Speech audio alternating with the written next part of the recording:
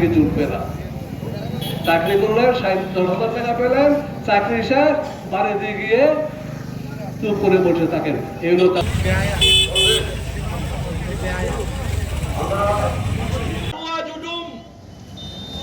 হারুয়া জুডুম যে স্লোগানটা উনি তুলেছিলেন সারা আদিবাসী এলাকা, সেদিন ব্রিটিশের নতুন ভূমি আইন, ভূমির দাসত্বের বিরুদ্ধে যে বিদ্রোহ, উলগুলান বিদ্রোহের জন্ম দিয়েছিলেন। 1899 সিধু কানহুর ডাকে যে আওয়াজ উঠেছিল, সেটাও ছিল আমার দেশ আমার অধিকার। 1857 যে প্রথম স্বাধীনতার যুদ্ধ, সেই যুদ্ধে কবি ফজল যে আহ্বান রেখেছিলেন যে ये हिंदुस्तान हमारा, এই দেশ কা মালিক হাম হ্যায়, এই স্বাধীনতার এই তিনটা যুদ্ধ থেকেই, তার পরবর্তী সংগ্রামের মধ্য দিয়ে 1949-এ যে সংবিধান গৃহীত হয়েছিল, সেই সংবিধানের প্রস্তাবনায় আমরা ভারতের জনগণ স্বাধীন, সার্বভৌম, সমাজতান্ত্রিক, ধর্মনিরপেক্ষ, গণতান্ত্রিক এই প্রজাতন্ত্র আমরা গঠন করেছি, যেখানে ভারতের প্রতিটি নাগরিকের স্বাধীনতা, সমতা, ন্যায় এবং সৌভ্রাতৃত্ব সুনিশ্চিত থাকবে।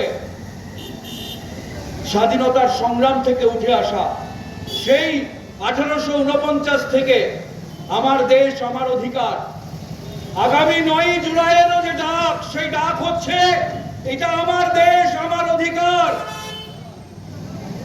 আমরা যারা শ্রমিক এই দেশকে গঠন করেছি, আমরা যারা কৃষক, রক্ত এবং শ্রমের বিনিময়ে যে মাটি চাষ করে অন্নদাতা হয়েছি এই দেশকে নির্মাণ করেছি, আমরা আমাদের অধিকার চাই।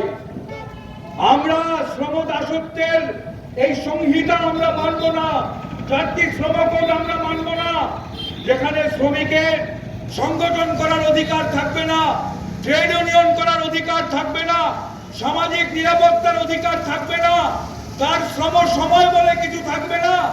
গত পরশুদিন দেখেছেন কেন্দ্রীয় মন্ত্রিসভা একটা নতুন নীতি প্রণয়ন করেছে, নতুন একটা নির্দেশ দিয়েছে যে এমপ্লয়মেন্ট লিঙ্কড ইন্টেনসিভ বলে কর্মসংস্থানের জন্য বড় বড় কর্পোরেট কোম্পানিকে আর্থিক সহায়তা দেওয়া হবে।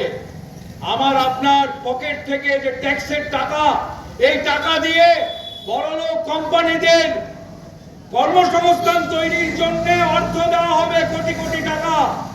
আর তারা কি কর্মসংস্থান তৈরি করবে?